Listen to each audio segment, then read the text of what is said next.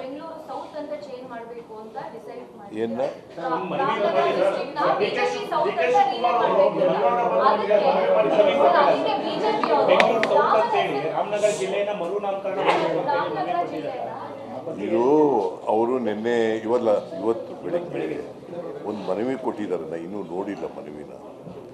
ಅವ್ರು ಏನು ಹೇಳಿದ್ದಾರೆ ಅಂತಂದರೆ, ರಾಮನಗರ ಜಿಲ್ಲೆ ಅಂತ ಕರೆಯೋದು ಬೇಡ, ಅದನ್ನು ಬೆಂಗಳೂರು ದಕ್ಷಿಣ ಜಿಲ್ಲೆ ಕರೀರಿ ಅಂತ ಹೇಳಿದ್ದಾರೆ.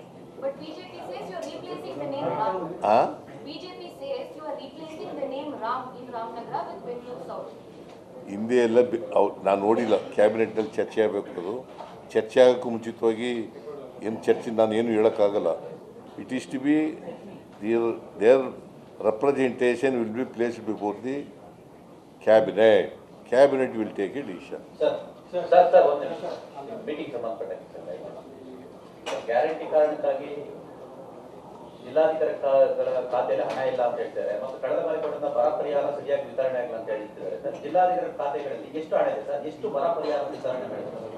ಹೇಳಿದ್ನಲ್ಲಿ ಜಿಲ್ಲಾಧಿಕಾರಿಗಳ ಖಾತೆಯಲ್ಲಿ 783 ಕೋಟಿ ರೂಪಾಯಿ ಇದೆ ಅಂತ ಹೇಳಿದ್ನಲ್ಲ.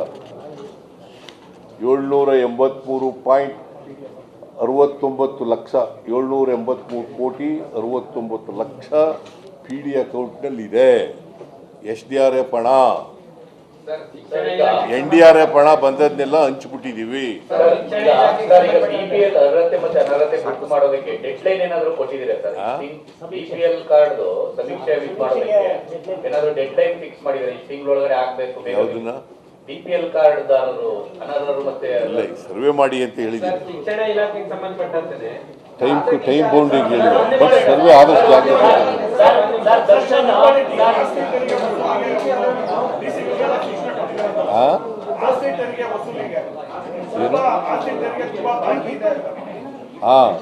ತೆರಿಗೆ ಬಾಕಿ ಇರೋದನ್ನೆಲ್ಲ ವಸೂಲು ಮಾಡಿ ಅಂತ ಹೇಳಿದ್ದೀನಿ.